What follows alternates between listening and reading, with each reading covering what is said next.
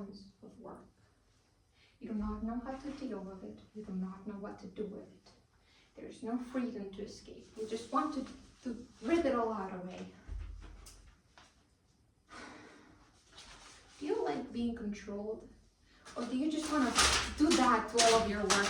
Because, well, everybody wants to. You just want to rip that concept out, you know? You do not want to be controlled as such as school-induced. For example, I don't know, uniform. They always tell you not to talk throughout the lessons. You just have to read constantly. You don't have to talk. You don't have to say a thing. You just have to listen carefully. That is what the traditional style of teaching is like.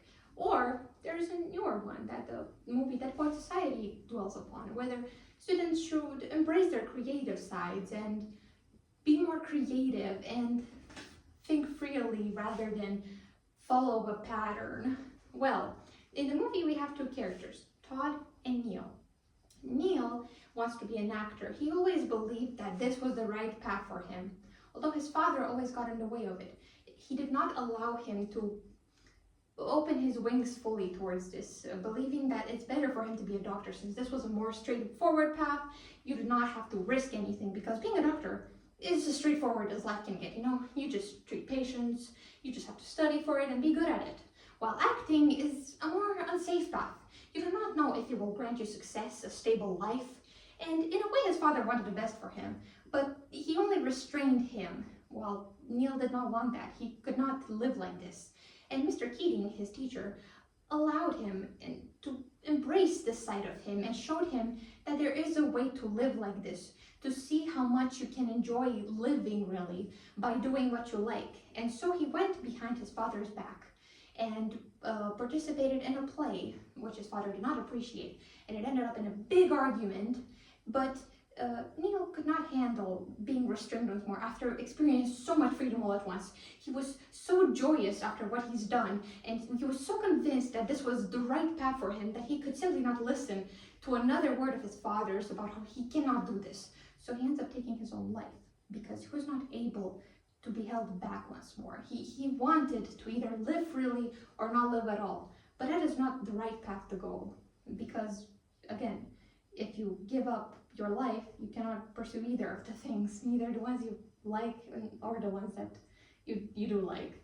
But on the other hand, we have Todd, and Todd, he was always held back by himself, actually. He believed in this restraint, and he was always sure that that is the right way, that he does not need to talk. He always followed the classical pattern of a shy kid. He was afraid to talk, he was afraid of his words, and he did not know how to even express himself after being held back by the system for so long. But after his friend's demise, he realized that he has a voice and that after learning everything that he can actually express himself.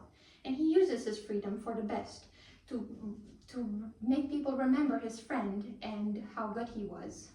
And in doing so, he realizes that all you need to do in life is to find a balance between freedom and captivity, which we cannot avoid. To everything there is a limit, and even though you want to do so many things in life, you want to pursue acting or just being any type of artist really, you need to be careful about it, because even though we want to do what we like, it is not how it always works, and that's okay. You just need to have a backup plan. For instance, Neil could have just pursued his studies as a doctor, even though, yes, he might have not enjoyed it as much, but he doesn't know that yet because he didn't even try it. And even though his part belonged to acting, he could have had a safe edge, a balance, and sadly he is not able to find that balance and drowns in his own emotions of unsureness. And Todd, meanwhile, develops beautifully because he realizes that you need to be precise about what you want, and you need to know when you use your freedom and when to listen carefully to what the others say. And I believe that is the right way to live, because when you give yourself too much freedom, you end up only destroying yourself and the people around you. And that is not really the best for anyone. You do not have anything to win here. And what I want to advise, and what the movie probably wants to transmit to all of us, is that you can enjoy and do whatever you want, but I believe it's still important to have yourself kept in touch with reality and how truthfully you need to pursue a good career as well, but also pursue what you like. There needs to be a bit of both.